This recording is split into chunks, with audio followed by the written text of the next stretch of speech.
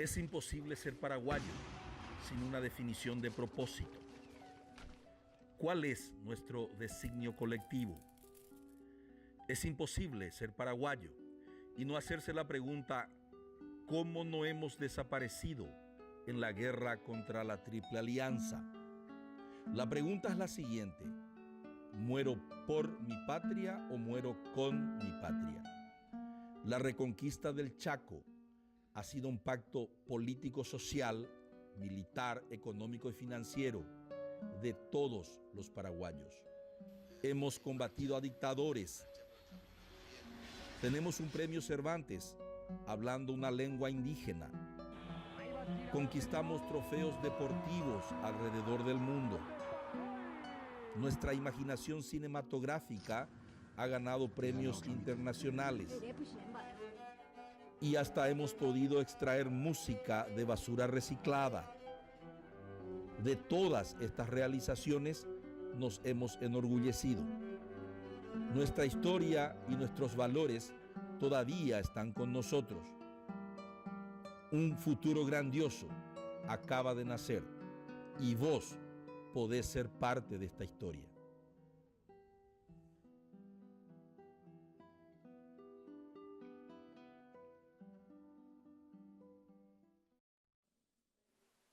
Hola, buenas noches. Con una hora de anticipación al horario habitual, hoy volvemos aquí desde el piso 15.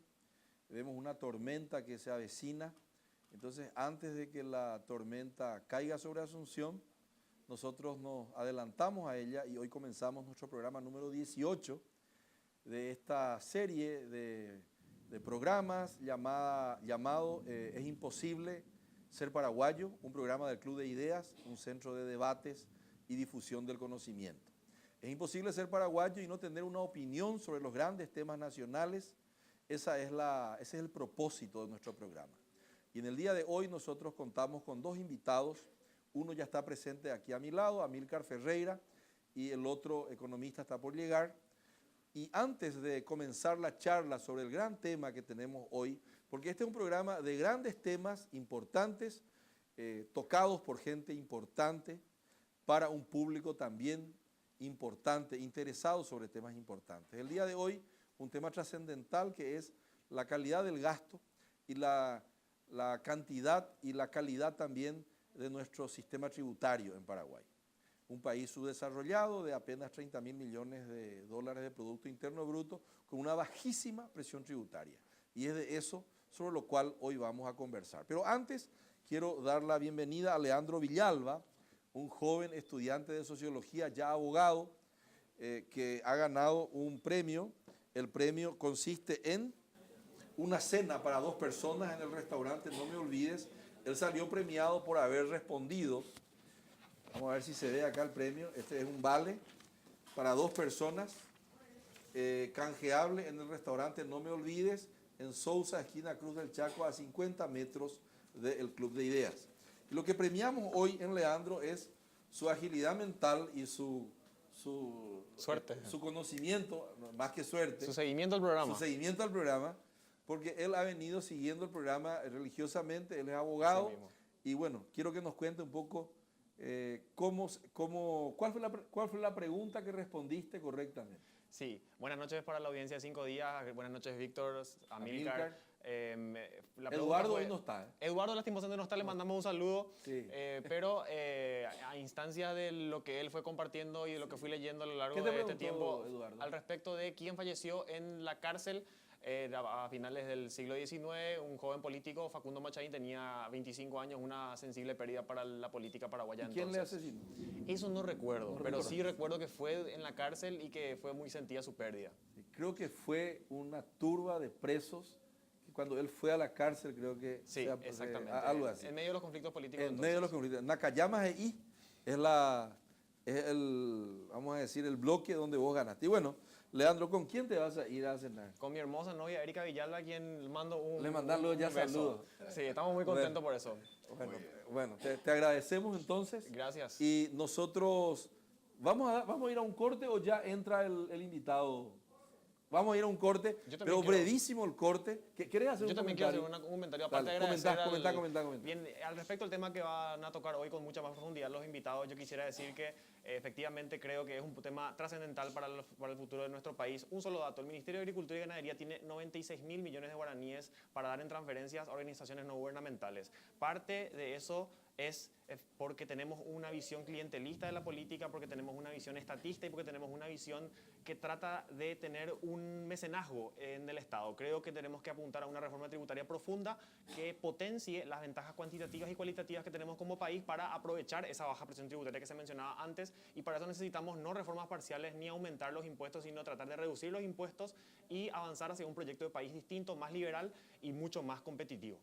Excelente. Miren, este es nuestro invitado, el que fue premiado. Esa es la calidad de nuestros televidentes, se puede decir.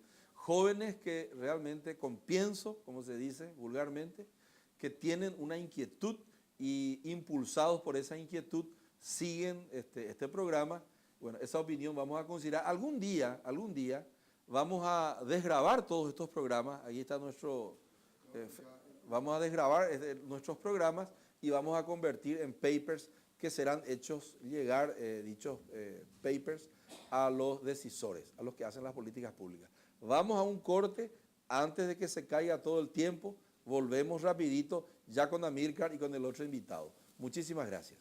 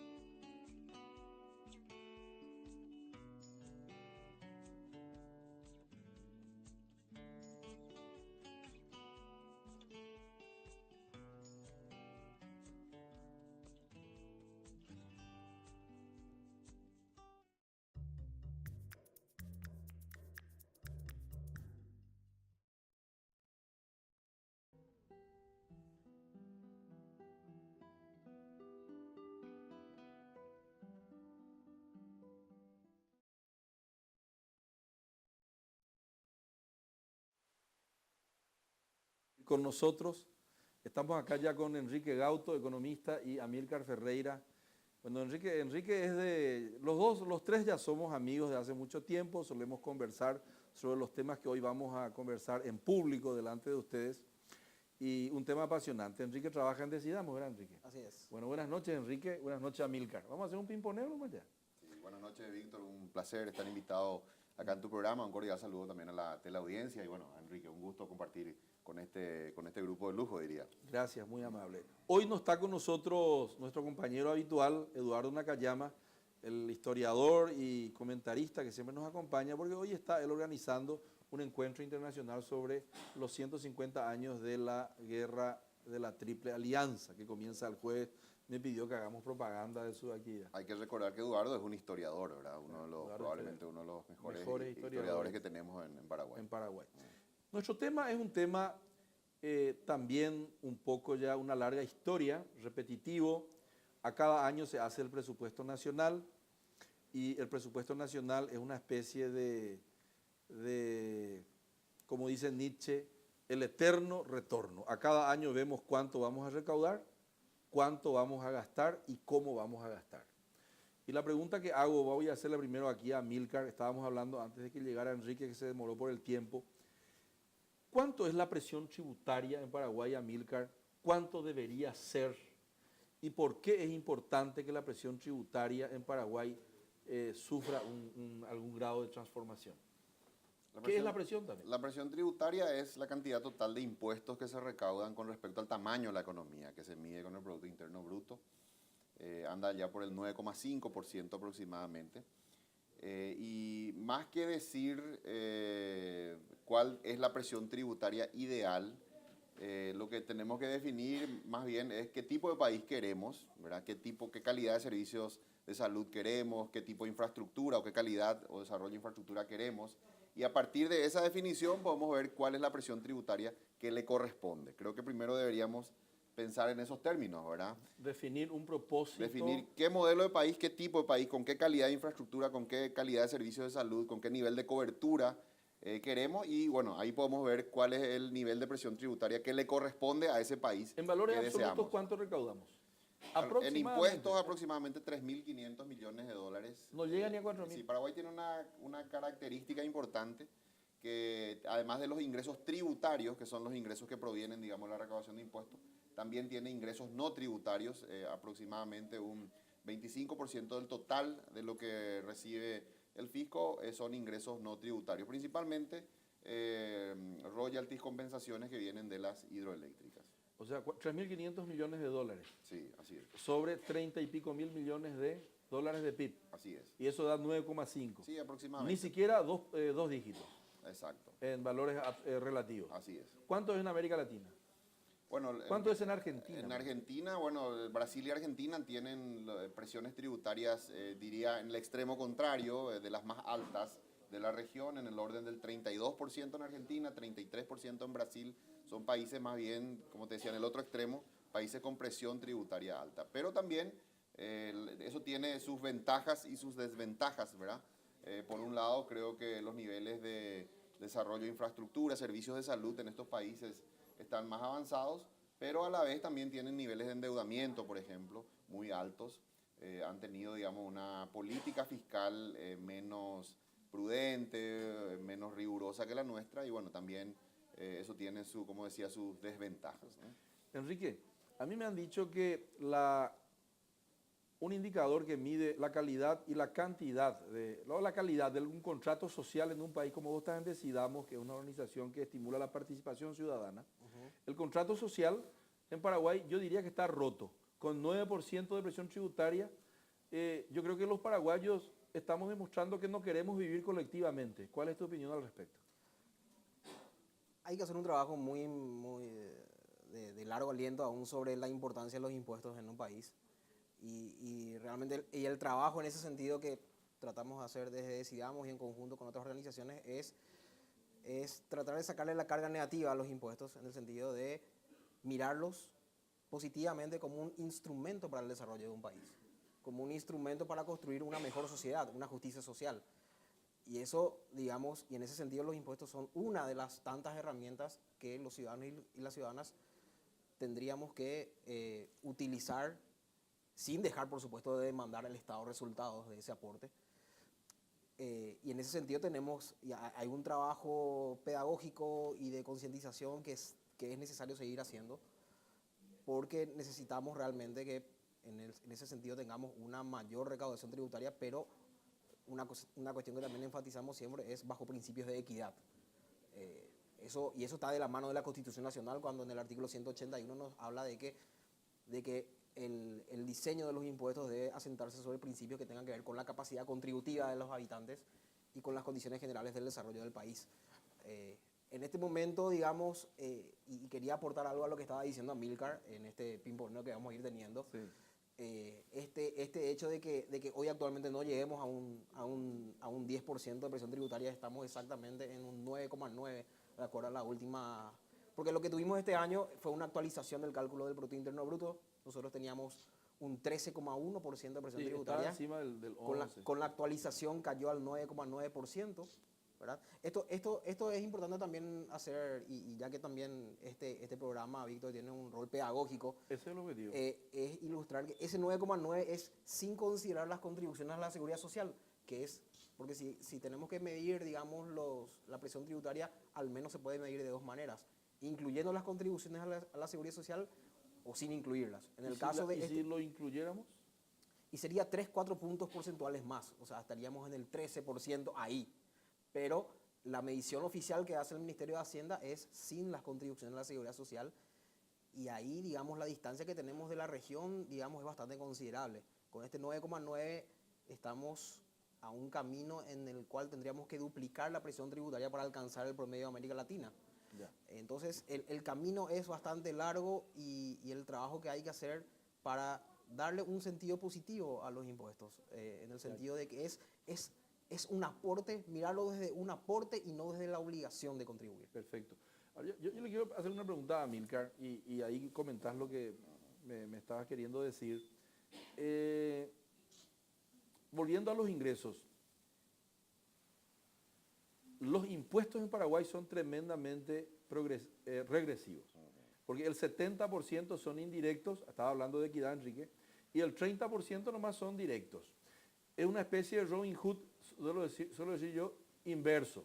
Le saca a los empobrecidos y le da a los ricos, cuando que Robin Hood tiene que redistribuir, sacándole a los que más tienen y dando a los que tienen menos. ¿Cuál es tu opinión al respecto? Sí, es así. Haciendo un poco de historia, yo creo que el diseño del sistema tributario paraguayo, como ocurre en todos los países, es el resultado de los consensos, o por lo menos de las mayorías que están en el Congreso, ¿verdad? Que es el órgano de representación por excelencia y donde se redactan las leyes. Y creo que en este sentido los sectores económicos, digamos, de mayores ingresos, en mi opinión, han estado históricamente sobre representados en esa instancia, y eso es lo que ha llevado a que ese diseño, digamos, cargue sobre las personas de menores ingresos, perdón, principalmente, la mayor parte de la carga tributaria. En el último año es un 65% del total de impuestos recaudados provienen del IVA, un 52%, y el resto del impuesto selectivo al consumo. Y los otros impuestos, que son los impuestos directos, son, digamos, un porcentaje mucho menor. Esto significa, en términos simples, de que decimos que el sistema tributario paraguayo es regresivo, porque cuanto menores son los ingresos de las personas, mayor es el porcentaje de ese ingreso que va destinado a pagar impuestos. En promedio, una persona que gana salario mínimo destina el 12% de sus ingresos, entre el 10% del IVA sobre los productos que compra, que están gravados por el IVA, y otro tanto de los productos gravados por el selectivo al consumo, que como sabemos tiene tasas más altas, más o menos entre el 14 y el 25%. En el promedio, esa persona, aunque no se dé cuenta, aunque no lleve contabilidad, aunque no pague el IVA, digamos, formalmente cada mes, está destinando el 12% de su ingreso a pagar impuestos. Mientras que los impuestos que gravan a las personas de mayores ingresos, como el IRP, Sí. el IRP, de la forma como está diseñado hasta ahora, es un impuesto solamente para formalizar y no para recaudar. Esto significa que, y esa fue la gran pelea en la administración anterior, la pelea de Marta González Ayala, que básicamente lo que decía es, señores, el impuesto a la renta personal no solamente es como ocurre en todo el mundo, no solamente es un impuesto a la renta donde se pueda, digamos, deducir todo y por ende no pagar nada.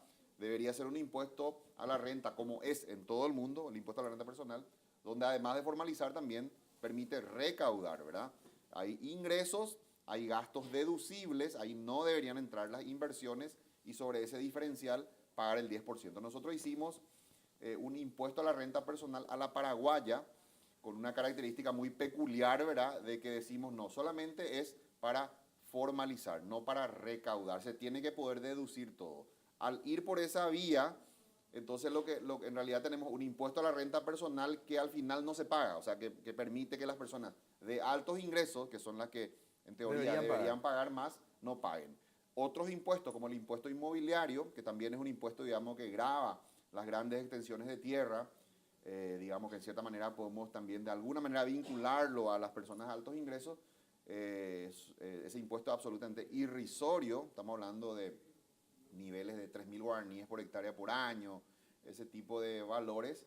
Entonces, en general, las personas de altos ingresos destinan según estudios que en su momento hicieron organismos internacionales, entre 1 a veces menos del 1% de sus ingresos a pagar impuestos. Entonces, en resumen, podemos decir que Paraguay es un país, digamos, con una presión tributaria alta para las personas de bajos ingresos, alrededor del 12%. Y baja para los que más y baja tienen. para las personas de altos ingresos. Por eso es que decimos que es regresivo, ¿verdad? Cuanto más pobre la persona, más impuestos paga, en términos proporcionales, y cuanto más rica esa persona, menos impuestos paga. Algunos dicen, exagerando, Paraguay es un país carísimo para los pobres y barato baratísimo para los ricos, ¿verdad? Y por el lado del gasto, Enrique, el análisis que, así como le hice a Isaías 70-30, ahora veo que es 65-35, Sí. en el caso, ¿qué porcentaje es gasto rígido versus inversión? Por ejemplo, en infraestructura física. A ver, yo quería completar, Sí, antes de pasar a metele. al tema del gasto, Víctor, aportar y siempre tratando de darle una mirada desde el punto, seguir aportando esta mirada de equidad tributaria, que justamente uno de los indicadores que mide la equidad o la inequidad tributaria de un sistema tributario tiene que ver con el peso de los impuestos directos e indirectos. En ese sentido, Paraguay está entre los países que más depende de los impuestos indirectos para recaudar en Sudamérica. Eso también no es pereza tributaria.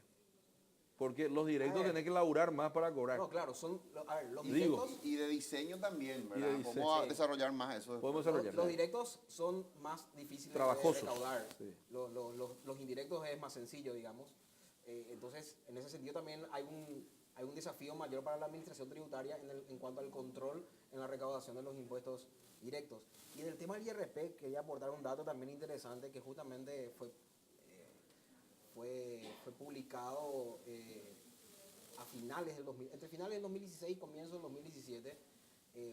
La SED había publicado justamente como un balance de cómo estaba la situación del IRP, ¿verdad? Y realmente salieron datos bastante fuertes, por decirlo de alguna manera. ¿Y qué hizo la SED en este informe? Y colocó en un gráfico los 20 contribuyentes con mayores ingresos brutos declarados en un año, que fue en ese caso el año 2016. Sí. Y de esos 20 contribuyentes, cortamos al medio, vamos a los 10 contribuyentes con mayores ingresos declarados, y 5 de ellos pagaron 0 de IRP. Cero.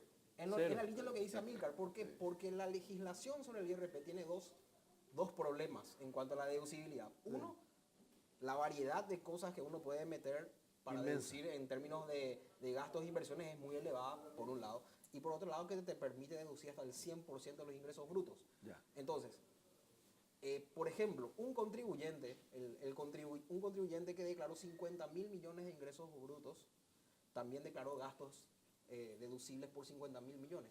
¿Qué pasa si a él se le hubiera puesto un límite, un tope por ley, digamos, de 60% para deducción, que daba un margen 40. de 20.000 millones de guaraníes? Sobre eso, 10%, en un solo contribuyente se hubiera recaudado 2.000 millones de guaraníes.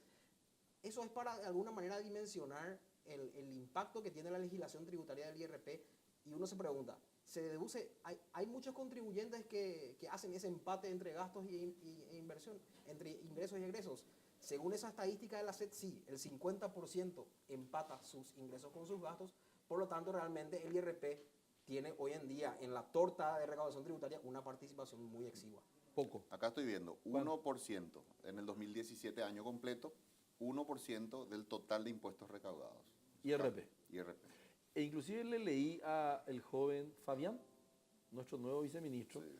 en un diario de final de semana, creo, no es en este, en el anterior, que él decía que incluso aquellos que pagan el impuesto, IRASIS, vamos a hablar del IRASIS, no distribuyen UAU, ¿se entendió?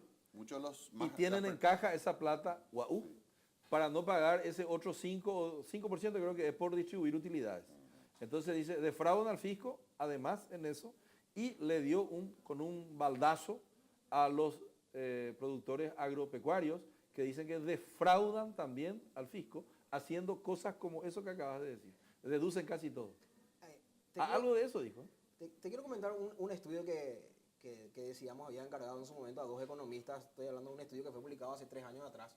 Y lo que justamente queríamos encontrar con ese estudio era, bueno, cuál era la situación del IRASIS pagado por agroexportadores.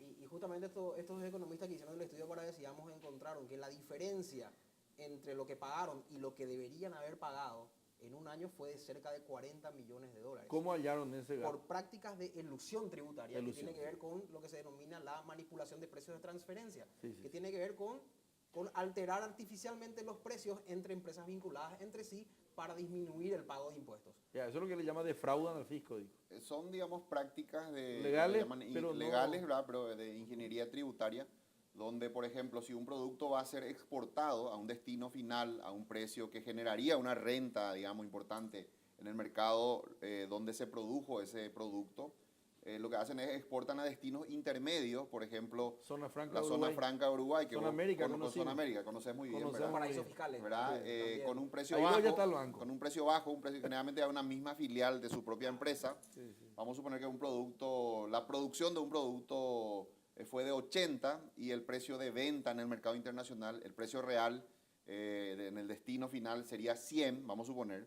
Entonces, si fuera así, habría una renta de 20, ¿verdad? 80 el costo, 100 el precio de exportación y sobre ese 20 habría que tributar en Paraguay. Entonces, lo que hacen es exportan, vamos a suponer, por 82, una diferencia pequeña, a Uruguay, a una zona franca, a una filial de su propia empresa, y de ahí luego al destino final, dado que esa zona franca está liberada, es un paraíso, digamos, fiscal, está liberado de impuestos, entonces la renta se genera en el paraíso y no en el país de origen.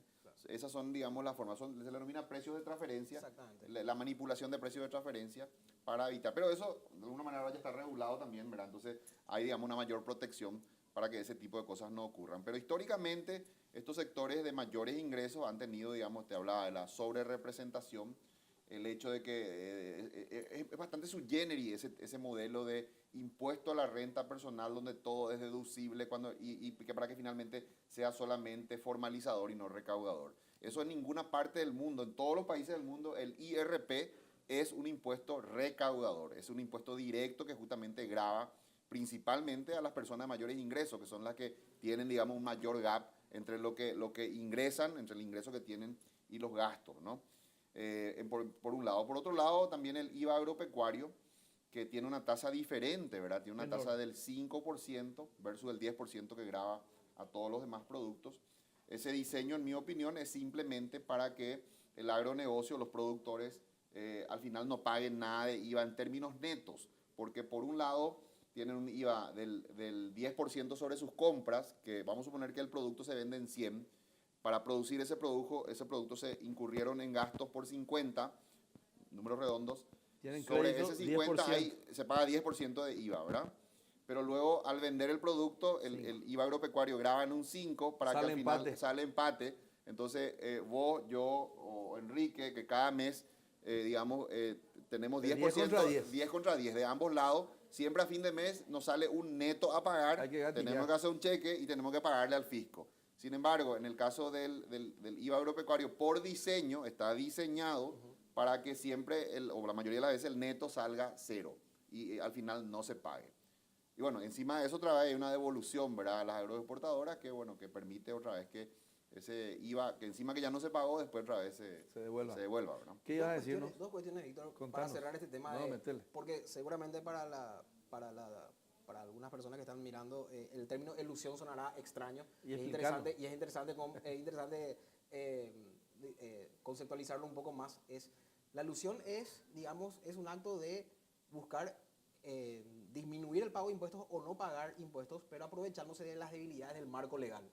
Es Del decir, diseño. Claro, del o sea, diseño.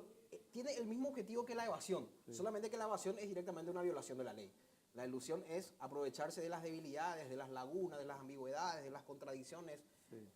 La ley aquí, el inciso de esta otra ley acá, este inciso se contradice con la otra ley. Entonces uno le busca la vuelta, digamos, y finalmente con esas actividades termina pagando menos impuestos. Y con el tema del IRP, aparte del problema que tenemos, como bien, porque no es la primera vez que le escucho a Milcar decir el IRP a la paraguaya, ya lo había escuchado en otro momento y me quedó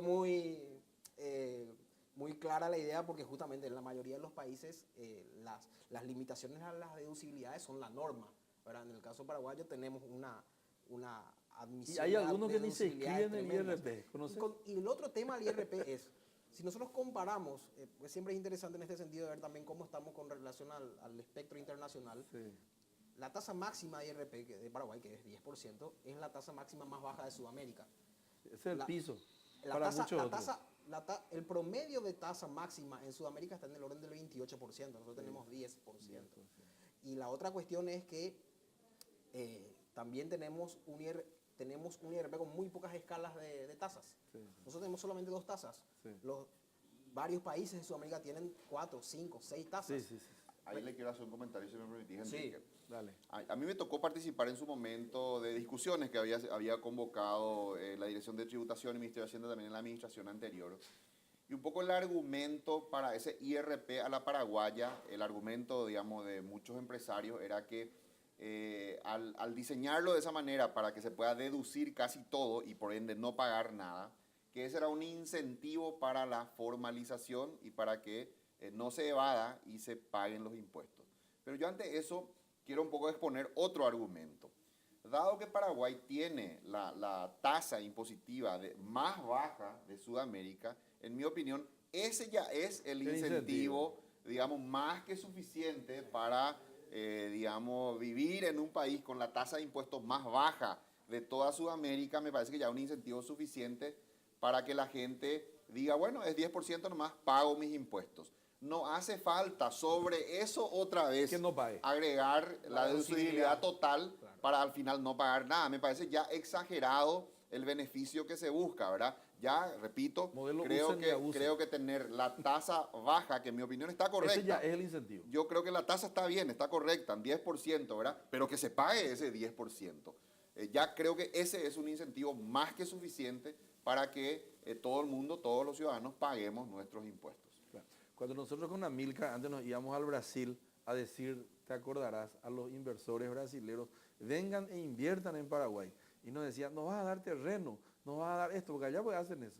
Y nosotros dos le decíamos, no, el incentivo ya es Ya es, claro, Eh, la baja presión la tributaria. baja presión tributaria. Y los bajos costos en general. el bajo costo. Sí. Andate nomás ya por eso, no hace Claro, falta que no yo te hace- dé más caramelo. Sobre eso no hace falta. Ahora, ¿cómo está el gasto? Te pregunté comenzá vos, Enrique, y después Amilcar. ¿Tenés acá datos del gasto? Sí, vamos a hablar de Vamos a eso. hablar del Sí, gasto. sí. ¿Cómo está el Yo quiero gasto? arrancar- yo ¿Se quiero gasta arrancar- bien o se gasta mal? Lo que se recauda mal. A ver, hay de todo un poco. Ahí está. A ver, ¿Cuánto se invierte, por ejemplo?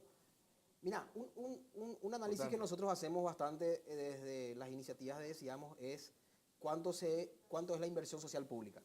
Vamos Digamos. a ese análisis. Y CEPAL define, la Comisión Económica para América Latina define la inversión social pública como todos aquellos recursos que se destinan a 6 ámbitos o a 6 políticas públicas: salud, educación, protección social, medio ambiente, vivienda y cultura. 6 ámbitos. Y los datos de CEPAL son bastante desalentadores para Paraguay, porque nos coloca esos datos que están a su vez procesados a partir de datos oficiales de los países, nos colocan como el tercer país con menor inversión social pública per cápita. Ese es un primer dato. El otro dato, si tenemos que desagregar los datos, Víctor, por lo menos en 3 de esos ámbitos que te mencionaba, salud y educación, por ejemplo, nosotros estamos a una distancia de América Latina en la cual tendríamos que triplicar el presupuesto en salud, tendríamos que triplicar el presupuesto en educación y tendríamos que casi duplicar el presupuesto en protección social para alcanzar los niveles de la región, de América Latina. Entonces estamos muy rezagados. Pero obviamente también hay una cuestión que nosotros no dejamos hablar y que por supuesto vamos a seguir hablando, no dejamos hablar a nivel de iniciativas de Decidamos, sino que también estamos mirando la calidad del gasto, porque ese también es un tema fundamental. A eso voy. Para nosotros las dos cosas son caras de una misma moneda. La calidad y la cantidad A eso. hay que trabajarlas simultáneamente. Hay que trabajar por mejorar la calidad del gasto que ya tenemos, Hay que de los gastar recursos más. que ya tenemos. Hay que utilizar mejor. Eso significa combate a la corrupción. Eso implica un mejor destino de los recursos ya existentes. Eso significa aumentar la inversión para políticas sociales. Ahí te mencioné 3 aspectos. Y un cuarto, aumento de recaudación tributaria, pero bajo principios de equidad, haciendo que quienes ganan más paguen más. Ya. 4 factores fundamentales. Le quiero escuchar a mí que después hay que comentar, hacer un análisis político de eso, porque es un tema político. Sí, totalmente. ¿Qué decías? Mira, yo comparto la posición expuesta en los últimos días, ¿verdad? En este debate que se está generando, de que en paralelo a la discusión de eventuales ajustes de tasas, de tributos, debería haber también una discusión sobre la calidad del gasto. Yo creo que no me sentiría, digamos, satisfecho con la aprobación simplemente de subas de impuestos sin que haya a la par un compromiso concreto de mejorar la calidad del gasto. Yo creo que, digamos que un país que apuesta a un modelo de bajos impuestos, esa es claramente la apuesta paraguaya, para que ese modelo sea coherente, debería haber una alta calidad del gasto. Un modelo que apuesta a una baja presión tributaria y a la par tiene mala calidad de gasto no es coherente, ¿verdad? Sí. Nosotros deberíamos ser buenísimos gastando Lo poco que poco que recaudamos, ¿verdad? Justamente porque recaudamos poco. para que el incentivo Sí. siga siendo tal. Deberíamos vivir en una especie de economía de guerra. Donde evitamos todo tipo de despilfarro, gasto innecesario. Solamente te doy un dato. Sí. La justicia electoral, el Tribunal Superior de Justicia Electoral, en un año donde no va a haber elecciones, Sí. su presupuesto este año va a ser superior a 60 millones de dólares. O sea, en un año no electoral vamos a gastar 60 millones de dólares en una institución cuando no va a haber elecciones. ¿Qué te diría una persona inteligente, verdad, al respecto? Te diría, ¿por qué no establecemos un esquema de contrato donde la gente, cuando va a haber elecciones, los operadores políticos, etcétera, sean contratados, que luego se les pueda descontratar de tal manera que, por ejemplo, esos 60 millones de dólares vayan a medicamentos, etcétera? Hay tantas necesidades. Entonces, digamos, repito, deberíamos ser muy eficientes, muy creativos y muy sofisticados en cuanto al gasto en un país que pretende tener presión tributaria baja para que la política sea coherente. Perfecto. Así como está hoy, yo creo que hay un montón de desperdicio. Hay, por ejemplo, turismo parlamentario y también turismo estatal en general. Hemos visto de que muchas instituciones prácticamente se dedican a buscar congresos, generalmente eso coincide, ¿verdad? De que son en lugares exóticos, ¿verdad? Esos congresos Donde da más gusto. donde da gusto ir, ¿verdad? Y bueno, entonces hay toda una industria, digamos, de turismo estatal, turismo parlamentario, que estamos nosotros financiando. Después hay un montón de, creo que despilfarro también en cuanto a la parte salarial misma, ¿verdad? De un desbalance de personas que ocupan cargos, no sé, doy un ejemplo absurdo o exagerado quizá, un ascensorista ganando 20 millones. Hoy día, yo te pregunto, Víctor, ¿hace falta un ascensorista? O sea, vivimos en la era de la tecnología. Puede haber personas que no saben cómo apretar el botón o ir en ascensor. O sea, no hace falta. ese tipo de cosas, ¿verdad? Entonces, creo que nosotros deberíamos ser muy frontales también, así como hablamos y hacemos, digamos, el análisis y las críticas al sistema tributario, deberíamos ser muy claros también y contundentes al decir que la calidad del gasto es mala en Paraguay y que también debería. Yo me animo a tirar una cifra. ¿Cuánto? Yo creo que si se hace un esfuerzo serio de racionalización del gasto público, se podría generar un ahorro de por lo menos 10% del volumen total de gasto. Estamos hablando de una cifra más o menos de 450 millones de dólares de ahorro, Ese es pasando la tijera. metiéndole tijera, ¿verdad? En serio, para en paralelo a ese ajuste tributario también generar espacios fiscales y con eso entonces llegar a destinar esos recursos luego A otra cosa. Sí. Sí. Sacar recursos de lugares fríos y llevar a lugares de mayor A donde rendimiento. realmente hace falta. Ahora, vamos a abstraernos de la calidad por el mal gasto o por la corrupción. También yo creo que cuando direccionamos un 80 o más por ciento, creo que es a gastos rígidos, que son gastos operativos del aparato estatal, y solo un 15% a gastos de inversión en un país que tiene un enorme déficit de infraestructura física. Así es. Estoy hablando de puente, escuela, camino, diría el señor presidente Stroessner antes. Nosotros también allí tenemos un gran sesgo. Estamos en un problema. Estamos en un problema. Sí. Bueno, pero quiero seguir el análisis. Solo que todo delta, todo mejoramiento de las recaudaciones se va nomás otra vez a gastos Corriente. rígidos. Claro, ese es el riesgo, porque hay el una gran enorme riesgo. voracidad política. Sí. Vos hiciste un estudio que lo miramos juntos y vos presentaste en Gramo. Estábamos Sí, redactando recuerdo. juntos algunas Sí. cositas, donde nos mostró a Milcar que allá en el año, cuando la plata de Itaipú mejoró las compensaciones, ¿verdad? Vorazmente los políticos se apropiaron y hubo una suba de gasto de personal del 35% de aumentos de salarios, ¿verdad? Nunca visto. En un año. Nunca he visto que ninguna empresa suba 30, ninguna empresa privada hace eso, ni sube su cantidad de funcionarios ni sube su salario, ¿verdad? Ese fue un acto de irresponsabilidad, yo te diría, supremo. Tremendo. ¿no? Tremendo. Y coste en un gobierno progresista era eso. No, pero era el Congreso, alianza. digamos, luego, ocurrió después de que el Lugo consiguió triplicar triplicar. las compensaciones Para cesión no de darle energía y también al Lugo la posibilidad de que para gaste no en darle inversión. esos gastos, le aumentan un 35% como para Eso por un quitarle, lado. sí. Eso por un lado. Entonces, ya yendo un poquito nomás a la solucionática, la otra estaba hablando con Enrique Sosa, el doctor abogado, amigo nuestro también. Sí, sí, sí. Y dice, Enrique, vos sabés, Víctor, que yo creo de que las próximas creaciones de impuestos ya tienen que ser con propósito específico, fideicomisado, Sí, sería muy buena idea. Que esté de ya manera que ya esté blindado sí. de los uribú Y políticos también que están alrededor, y también que van a rapiñar ese Y delta. una ley de responsabilidad fiscal también 2.0, ¿verdad? Una nueva ley 2.0. mejorada, donde se establezca un tope para el porcentaje ¿Qué opinan que va a ustedes de gasto eso? corriente No, a ver. y que se cumpla. Que se cumpla. Sí. ¿Qué decís, A ver, Enrique? primero que claramente temas como los que estamos hablando requieren de una voluntad política muy grande, Todo es voluntad política. pero muy, muy fuerte en ese sentido porque nosotros estamos en momentos en que se necesita mirar las dos cosas, la recaudación y la calidad.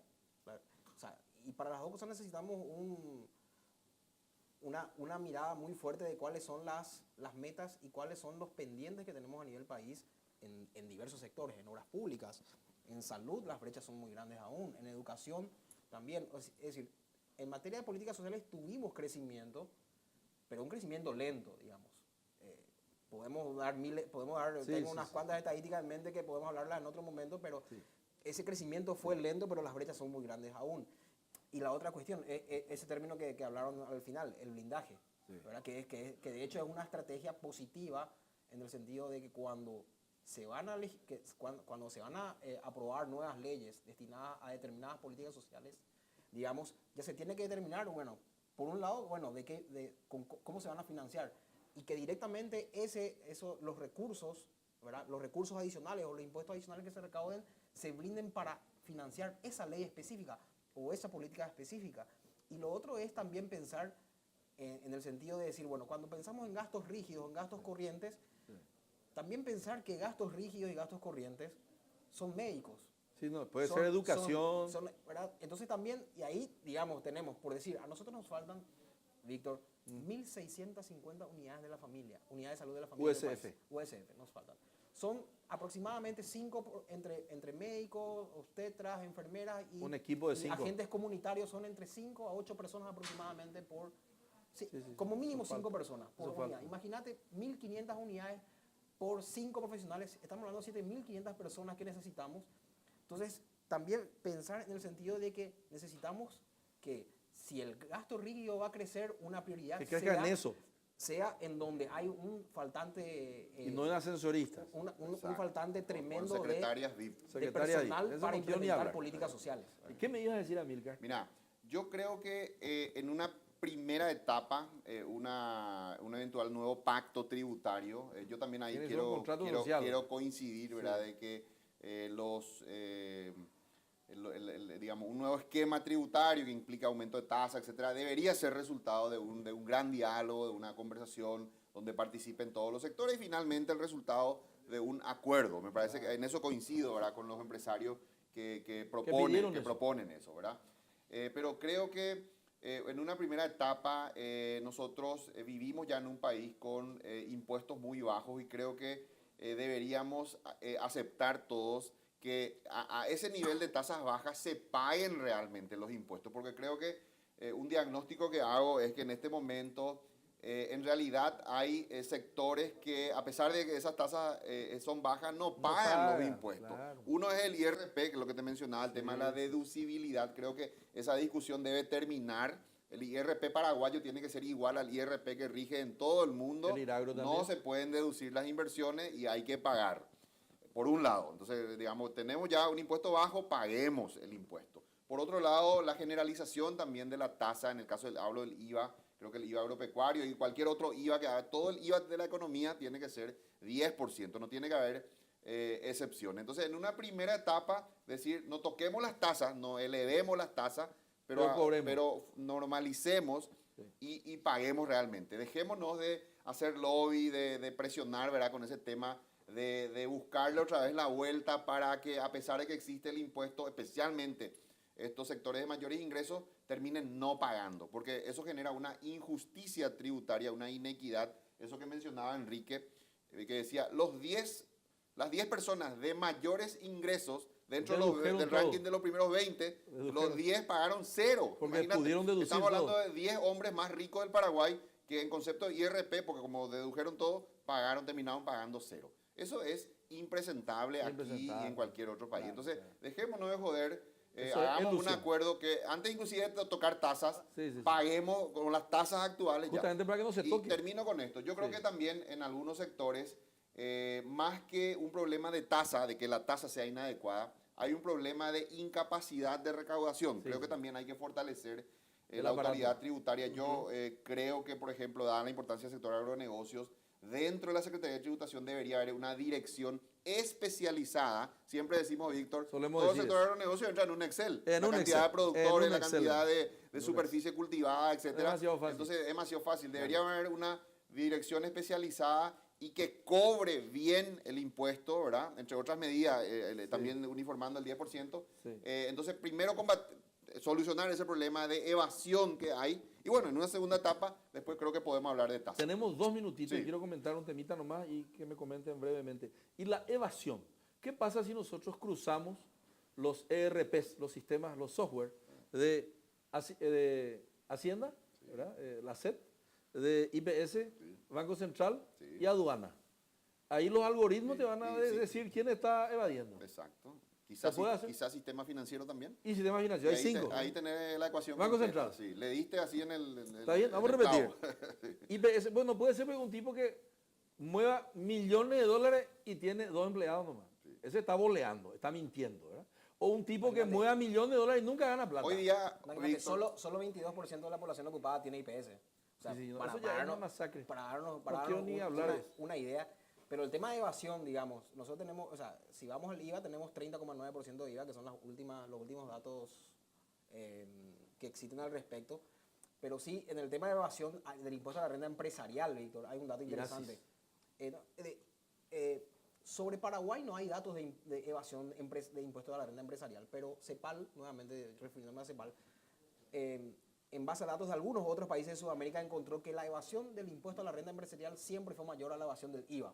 Entonces, ese es un dato también interesante tener en cuenta. O sea, en Quiere decir siete- que los productores son en más 7 bandidos que los países- consumidores. En 7 Disculpame, países, te en estoy haciendo 7 el países de sencillo. Sudamérica, Puede ser, ¿vio? pasa que si sos consumidor no te puedes escapar porque al momento que compras la gaseosa ya te están Claro. cobrando el Quiere decir impuesto. que el ¿verdad? bandidaje O está más entre los car- productores que carga entre los carga un litro de consumidores. nafta a tu moto y ya estás pagando el impuesto. No te- Impuesto selectivo al consumo. Sin embargo, el otro impuesto, por ejemplo, el impuesto a la renta, tenés que hacer todo, una presentación, un cálculo. Y ahí podés- donde siempre, podés hacer se maquillaje puede, de gestión. Exacto, sí. claro, completar un formulario, o sea, hay todo un procesamiento que justamente es lo que caracteriza a los impuestos a la renta, que son más difíciles de recaudar y más difíciles de controlar para la administración tributaria, sobre todo cuando hablamos de un país donde hay que agregar otro elemento, la baja institucionalidad que aún tenemos, Ah, que es sí, todo claro, una claro, cuestión tema. que es Todo todo el cortito, cortito. fundamental. Sí. La evasión, Víctor, no se soluciona sacando 10.000 inspectores que vayan y visiten las empresas. A coimear, por ejemplo. La evasión, la forma más efectiva de eso que acabaste de decir, ¿verdad? Sí, El cruce de base los de datos. algoritmos se van a pillar. Exacto, claro. En laboratorio se hace y después te llega a tu casa una liquidación que la propia autoridad tributaria te hizo y te dice, según nuestros cálculos, este es el impuesto que usted tiene que pagar, pague y después discuta. Algo así, Excelente. ¿verdad? Entonces, debemos avanzar en, por ejemplo, la implementación de la factura electrónica, Sí. tratar de que cada vez más el pago de impuestos esté ya basado en una plataforma que el propio Estado haga esos controles cruzados y que te liquide inclusive los Automáticamente. impuestos y que en todo caso, si vos no estás de acuerdo, demostrar después que esa liquidación, si el Estado tiene, digamos, toda la información en línea, toda cargada, puede hacer tu propia liquidación de impuestos. En todo caso, si vos no estás de acuerdo, anda, demostrar, discutir y demostrar que ese no es el impuesto que tenés que pagar. Con respecto a los gastos, cortito nomás tenemos 30 segundos. ¿Este país es viable con esta cantidad y con esta calidad de gasto, sobre todo social? ¿No puede haber una revolución o un levantamiento de la gente que está sufriendo tanto? Nosotros necesitamos un salto significativo Rupturista. en materia de inversión social, digamos. El ritmo de crecimiento de la inversión social y por ende de los indicadores sociales ha sido muy lento, ¿verdad? Entonces necesitamos duplicar, triplicar la inversión social para mejorar significativamente los Nuestro indicadores. contrato social incluye una cláusula que dice está prohibido enfermarse, por ejemplo. Claro. En Paraguay. Para si sos bajo ingreso, Sí, sí. tenés No, prohibido. y, por ejemplo, no podés tener un caso oncológico, No, aunque tampoco, sea de clase tampoco, media y exacto. hasta de clase alta. Eso está prohibido. Automáticamente la quiebra. Sí. Y bueno, vamos a tener que seguir otro día fantástico. En este momento tenemos que cortar el programa, tenemos que despedirnos, agradecerle a Milcar y a Enrique, y ya están invitados para un próximo programa, porque se nos va el tiempo y tenemos un remate que está viniendo en este momento. Ya están entrando en directo. ¿Desde dónde es el remate? Desde el Corral. Muchísimas gracias, muy buenas noches, que Dios les bendiga y hasta el próximo martes. Muchas gracias. Es imposible ser paraguayo sin una definición de propósito. ¿Cuál es nuestro designio colectivo? Es imposible ser paraguayo y no hacerse la pregunta ¿cómo no hemos desaparecido en la guerra contra la Triple Alianza? La pregunta es la siguiente: ¿muero por mi patria o muero con mi patria? La reconquista del Chaco ha sido un pacto político-social, militar, económico y financiero de todos los paraguayos. Hemos combatido a dictadores. Tenemos un premio Cervantes hablando una lengua indígena. Conquistamos trofeos deportivos alrededor del mundo. Nuestra imaginación cinematográfica ha ganado premios internacionales. Y hasta hemos podido extraer música de basura reciclada.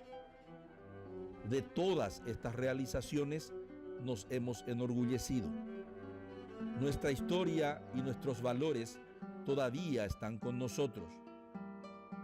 Un futuro grandioso acaba de nacer y vos podés ser parte de esta historia.